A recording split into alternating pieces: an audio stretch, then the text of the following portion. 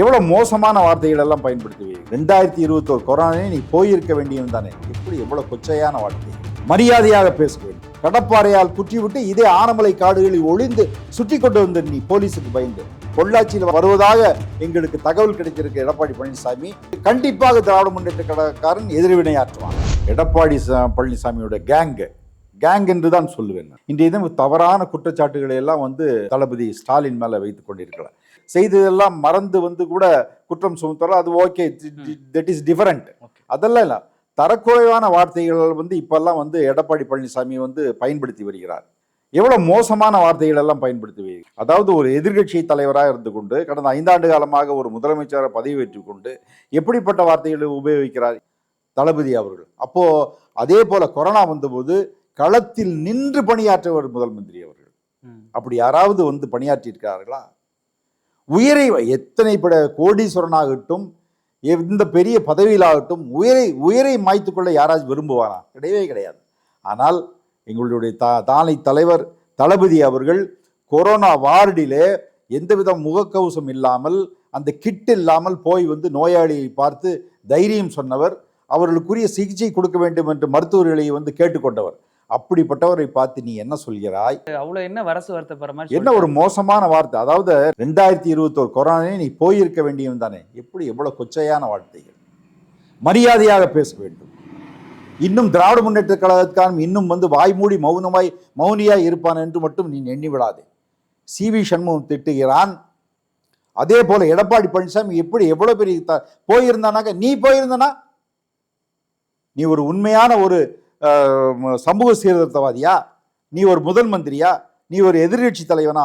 உன்னுடைய பழைய ஜாதகங்கள் எல்லாம் புரட்டி பார்த்தால் தெரியுமே நீ எப்படி இருந்தா. 1979 உன்னுடைய உறவினரிலே கொலை செய்துவிட்டு ஜெயிலுக்கு போனவன் நீ. கடப்பாறையால் குற்றிவிட்டு இதே ஆனமலை காடுகளில் ஒளிந்து சுற்றி கொண்டு வந்த நீ போலீஸுக்கு பயந்து. அப்படிப்பட்டவன் நீ ஒரு குற்றவாளி. உனக்கு குற்றத்தினுடைய டவுட்டின் மேல, அதாவது குற்றங்களை நிரூபிக்கப்படவில்லை என்ற ஒரே காரணத்திற்காக தான் நீ விடுதலை செய்யப்பட்ட தவிர குற்றமற்றவன் என்று நீ விடுதலை செய்யப்படவில்லை. எண்ணி பார்த்துக் கொள்ளு.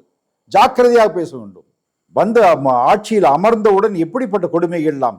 காலி கஜானா, கொரோனாவுடைய தாக்குதல், தோளின் மீது சுமந்து கொண்டதில் தன்னுடைய ஆட்சியை நடத்தி வைத்தார். அதனால் இதையெல்லாம் பொறுத்து கொள்ளக்கூடிய நாங்கள் நிலையிலே திராவிட முன்னேற்ற காரன் கிடையாது. இப்பொழுது இருக்க சூழ்நிலையிலே இனி ஒரு வார்த்தை யாராவது மாற்றி பேசினார்கள் என்றால் தரக்குறையான வார்த்தைகளை எங்களுடைய சின்னவர் மேலும் தளபதி மேலும் பேசினார்கள் எதிர்வினையாற்றுவோம்.